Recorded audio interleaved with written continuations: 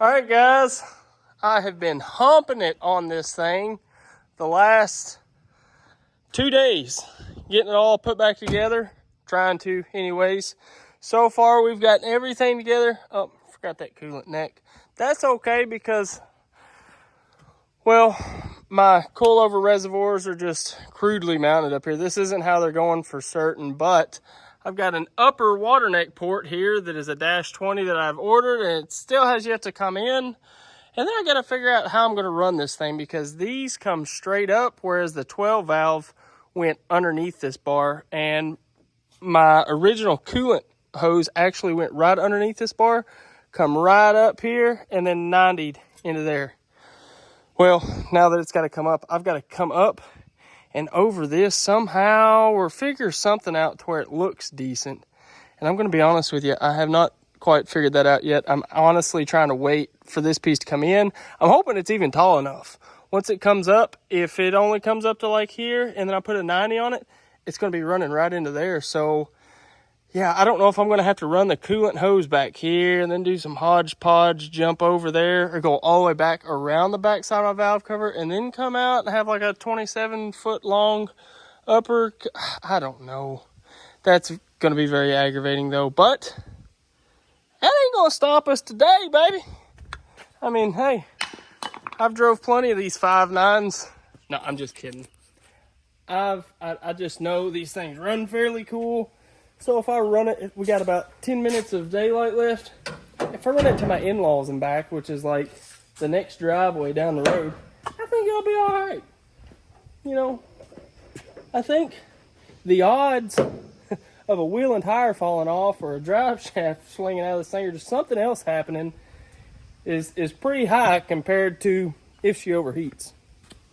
So we're going to do the right thing, leave the garage door open, all the lights on. I've got everything. I don't know where we're at on fuel. I put a couple gallons in this thing last time. Hello? I don't know. She didn't talk back, so I don't know. We may actually, there's a good possibility we'll run out of diesel. But let's jump in this thing. Ugh. All right. We got some wiring over here. It ain't complete, so don't make fun of it. But still got some air in the lines. There we go. So I spent like 30 minutes last night bleeding the air from the lines out of this thing. It was just, because I had the injectors out, I had everything out of this motor. There was air in every orifice possible. Oh look, there's the wife.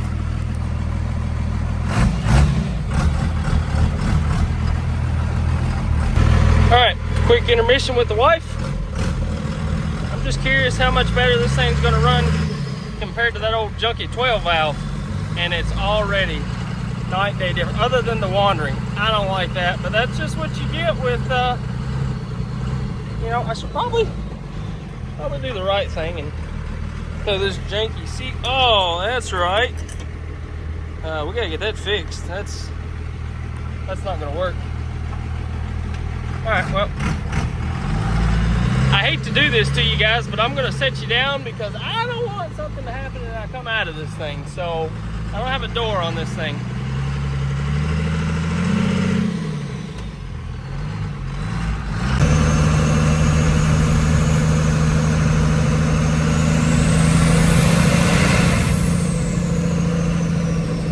Oh, baby.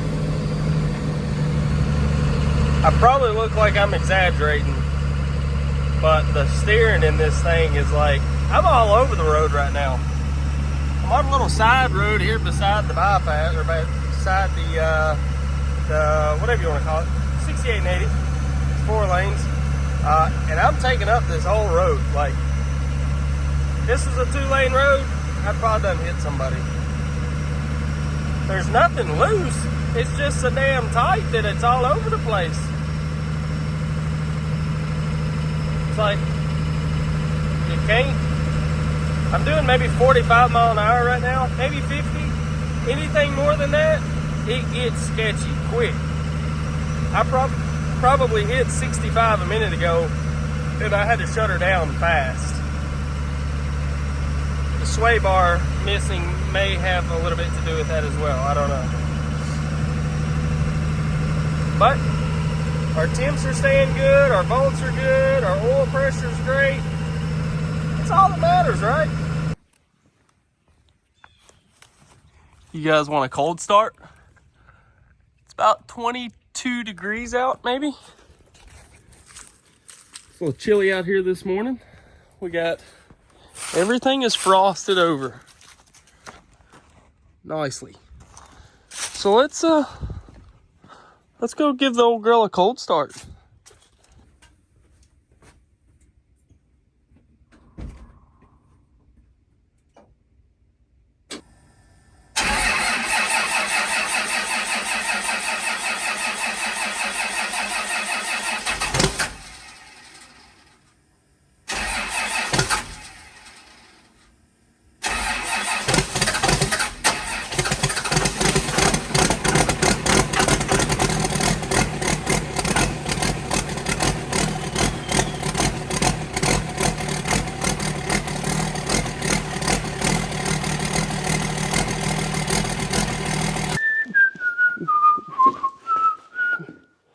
That's not where you go.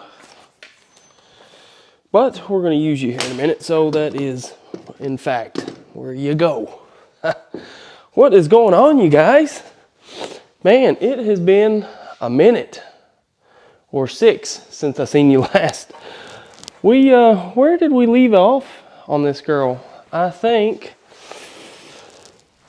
we was like wiring harnessing or something other. You know, the last video I posted back in, Vietnam. I don't know, 6 months ago. It was before Thanksgiving anyways. So it's been about 3 months, 2 months, 3 months. Anyways, anywho, let's bring you up to speed on the old girl. We got the engine wired. She ain't permanent wiring, but we're gonna get into that because we got a bunch of parts that just came in. I just got off of the computer checking on shipping on a lot of other parts that I ordered a couple weeks ago that I've still not seen that are actually, I think, gonna be here tomorrow. So that'd be pretty cool. But so yeah, long story short, she's running, she's driving, runs just like it always did. The motor is amazing, the power's there. It's actually got more power than what you could ever need in the Jeep. The downfall is the hood stack.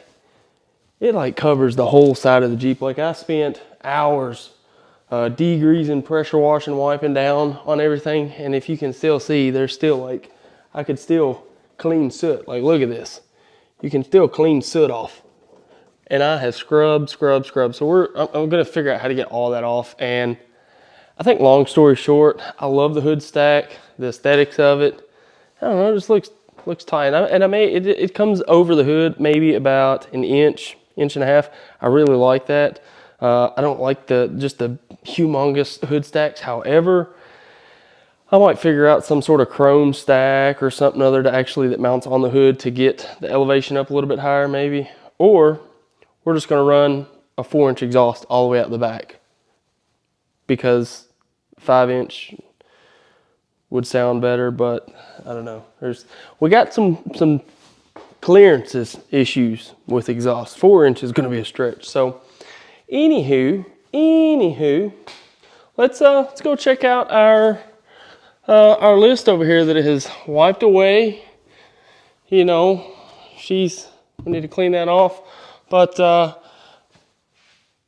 I feel like, I was thinking about this the other night. I was worrying about everything on the Jeep. I was like, man, this is just jank. Like I need to fix this. So like my bump stop mounts, like you can see they're very crudely cut off. Like I was aggravated. They looked like garbage. I mean, I don't know. This is them. I just didn't like the way that they looked on there. So I just cut those off, and then I'm going to pull the axle out and clean that back up, refabricate some other type of bump stops. I don't know. I may actually move my can somewhere else. I don't know. But I was like, man, we need to quit worrying about being perfect. Get some daggone progress done. So let's get some progress over perfection. Get it done, and then we can critique some things. We're not anywhere done. Quick update though, some parts that we got. We did go ahead. I have been utilizing the factory power steering pump on this motor. It's got like 220,000 miles on it, I think. Honestly, I think I sort of hodgepodge that power steering pump together. I think it's got some parts off the power steering pump that came in the 12 valve. I took it apart, cleaned it, put new seals and everything in it. I think I used maybe some sort of relief valve in there out of the 24 valve or out of the 12 valve in the 24 valve. I don't know. It works, but I don't think it like flows. I know it doesn't flow as much as what like this PSC's pumps flow and pressure wise. The Jeep, driving it down the road, so we started out with 0 degree caster. If you know anything about front axles, you got to have a little bit of positive caster. Otherwise, it's just gonna, it's like trying to, I don't know, ride a bicycle with the handlebars backwards. You know, your caster on your bicycle, your front wheel, actually, if you look at it, sort of comes out a little bit. It's like that way for a reason. I didn't know that. I took off down the road at about 30 mile an hour. It was, let's just say I turned around, came home, and I was like, oh God, something's terribly wrong. Well, that's what it was. So we adjusted the caster a little bit. We adjusted a little bit more. And then I adjusted it a little bit more. I think right now I'm at 10 degrees, which I did. 10 degrees is the max that I wanted to go, which is quite a bit. But we're at 10 degrees. It drives up and down the road fairly smooth, but it is still sort of like, I'm still chasing it over the road. So I've got it up. And so the other day I drove it down the road. I hadn't really driven it faster than 35, 45 mile an hour. Well, the other day I got out on our main 4-lane road out here, and I was just like, hey, we're gonna see how sketchy it is at 65, 70.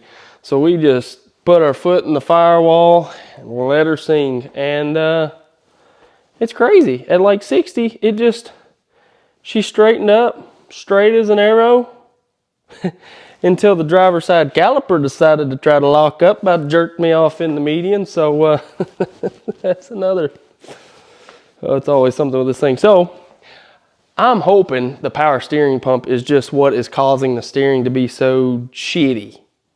In other words, excuse my French. So we did the right thing, got online, ordered one of these handy dandy. Man, that thing's heavy. Well, if I could get it out of the box. I've been trying to locate this though. We're very, very limited on space. And in the end, I do want to order some fenders for in here. Probably just gonna get some blank fenders and or just we're probably just gonna make our own, honestly. But I think what I'm gonna do is try to fab up a bracket and get this mounted almost, I can't remember what that tab was for, but almost right there. So, except it's going to be mounted a little bit closer to here and run our lines. Well, here, let me show you. I've actually made our bracketry over here. Just got to drill some holes. So, I cut out this bracket out of a piece of just angle iron. This is going to mount on here. You can see where we've done punched our holes, but I've got to drill them out. This is going to mount right there, just like so. And then I'm going to weld this piece to this piece. We're going to clean this frame up, weld it right there, mount it, boom. And then we've got our painless wiring harness. So we ordered a harness from Painless. It came in. I've actually got it upstairs in my office. I have been deciphering that thing. I went with the 28 circuit, you know, the whole shebang, because we got electric windows. I want all the windows to work. The door locks, I'm not so worried about. I want everything else to work though. I want to have the radio come on, like all that stuff, everything. We do have to build a dash still, but I want everything to work. So I ordered a one of those Switch Pros. Hey, that thing's pretty sweet.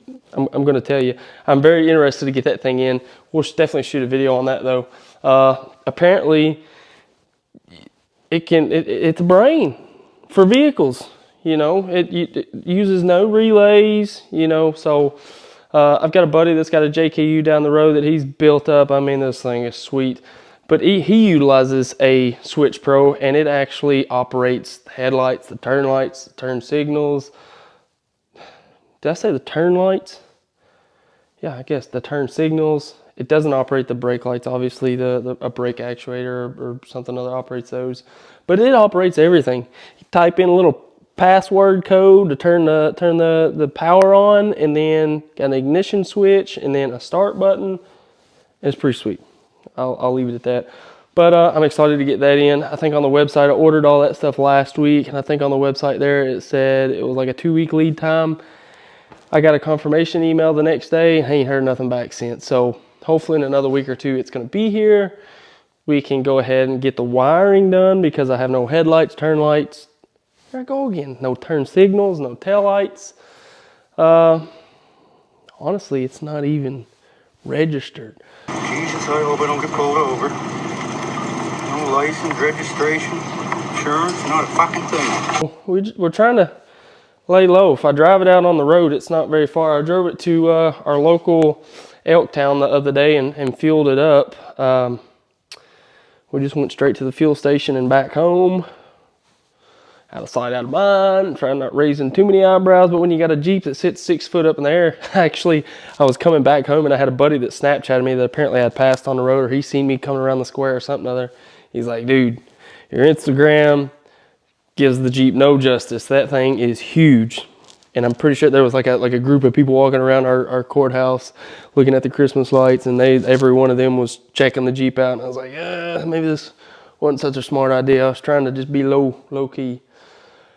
But yeah, it's a bunch of talking, but you know, we got a lot of work to do. I still have got to get my gears and lockers put in the front and back, get a front drive shaft ordered. I actually don't make fun of my wheel and tire setup. I had to get it in here, and I had no other way other than go steal these old 3rd gen stocks off my 2nd gen Dodge that I actually took this motor out of, that's sitting over there in the woods. So I put the back wheels on, they fit right. These front wheels obviously have too much offset. Excuse me, so I had to flip them around backwards.